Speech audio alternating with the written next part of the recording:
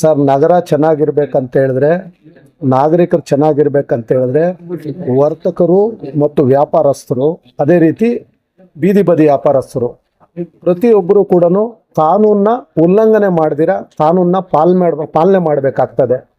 ಅದೇ ರೀತಿ ಈಗಾಗಲೇ ಮಾಧ್ಯಮ ಮಿತ್ರರು ಬಹಳಷ್ಟು ದೂರುಗಳು ನಮಗೆ ಗಮನಕ್ಕೆ ಅವರು ಪತ್ರಿಕೆಯಿಂದ ಬಂದಿದ್ದುಂಟು.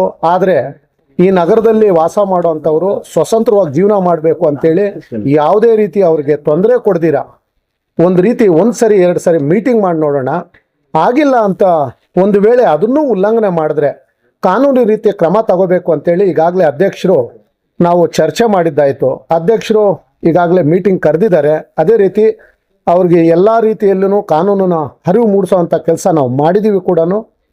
ಅದೇ ರೀತಿ ಅವ್ರು ಮಾಡ್ತಾರೆ ಅನ್ನೋ ನಮಗೂ ನಂಬಿಕೆ ಇದೆ. ಅದೇ ರೀತಿ ಈ ದಿನ ಚಿಕ್ಕಬಳ್ಳಾಪುರ ನಗರ ನೀವು ಕಂಡಂತೆ ಪ್ರವಾಸಿ ತಾಣ ಆಗಿದೆ. ಸುಮಾರು ಬೆಂಗಳೂರಿಂದ ಕನಿಷ್ಠ ಪಕ್ಷ KSRTCಯಿಂದ ಕನಿಷ್ಠ ಪಕ್ಷ ಒಂದು 100ರಿಂದ 200 ವೆಹಿಕಲ್ ಬರೋ ಅಂಥದ್ದನ್ನು ವಾರದಲ್ಲಿ ಶನಿವಾರ ಭಾನುವಾರ ಅತಿ ಹೆಚ್ಚಾಗ್ತಾ ಇದೆ.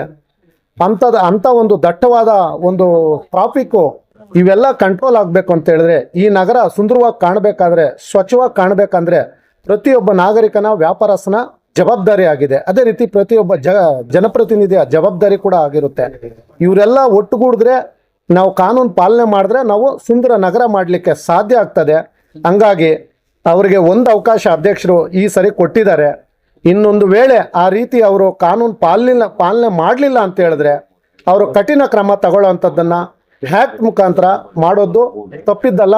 ಅದೇ ರೀತಿ ನಿಜವಾಗ್ಲೂ ಹೇಳ್ತಿದ್ದೀನಿ, ವರ್ತಕರು ಅವ್ರ ಅಂಗಡಿಗಳ ಮುಂಭಾಗ ಫುಟ್ಪಾತಲ್ಲಿ ಇಟ್ಕೊಳ್ಳೋ ಅಂಥದ್ದನ್ನು ಮಾಡ್ತಾ ಇದ್ದಾರೆ.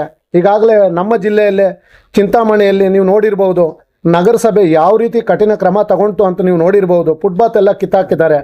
ಅಂಥ ಒಂದು ಕಠಿಣ ನಿರ್ಧಾರ ನಮ್ಮ ಅಧ್ಯಕ್ಷರು ಅದೇ ರೀತಿ ಜನಪ್ರತಿನಿಧಿಗಳು ಮಾಡೋ ಅಂಥದ್ದನ್ನು ಮಾಡಿಲ್ಲ. ಕಾರಣ ನೀವು ಚೆನ್ನಾಗಿರಬೇಕು, ಒಂದು ಸರಿ ಎರಡು ಸರಿ ಹೇಳೋ ಅಂಥದ್ದು ಆಗಬೇಕು. ಹರಿದುಕೊಂಡ್ರೆ ಪರವಾಗಿಲ್ಲ, ಹರಿದುಕೊಂಡಿಲ್ಲ ಅಂತ ಹೇಳಿದ್ರೆ ಪಕ್ಕದ ತಾಲೂಕಲ್ಲಿ ಯಾವ ರೀತಿ ಆಯಿತು ಅಂಥ ಒಂದು ಕಠಿಣ ನಿರ್ಧಾರಗಳ ತಗೊಳ್ಳೋದು ಯಾವುದೇ ರೀತಿ ಅನುಮಾನ ಇಲ್ಲ. ಹಂಗಾಗಿ ಪ್ರತಿಯೊಬ್ಬರ ಯೋಗಕ್ಷೇಮ ಯೋಚನೆ ಮಾಡಿರೋರು ಆಗಿರೋದ್ರಿಂದ ತಾವು ಸಹಕರಿಸ್ತೀರಾ ಅಂತೇಳಿ, ಕಾನೂನು ಪಾಲಿಸ್ತೀರಾ ಅಂತೇಳಿ ನಿಮ್ಮ ಮಾಧ್ಯಮದ ಮುಖಾಂತರ